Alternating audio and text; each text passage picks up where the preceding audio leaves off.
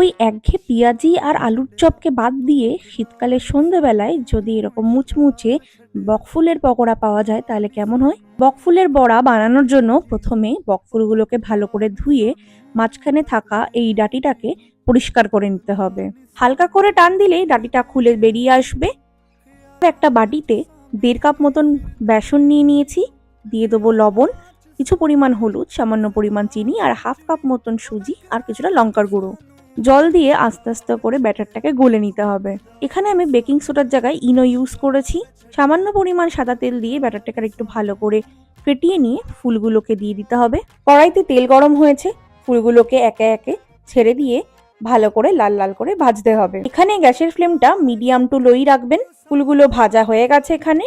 এবার আমরা ওপর থেকে চাট মশলা দিয়ে আর কেচাপ দিয়ে সার্ভ করব গরম গরম। ঝটঝট পকোড়াটা বাড়িতে বানিয়ে ফেলো, গরম গরম চায়ের সাথে সার্ভ করো। Till then, tata.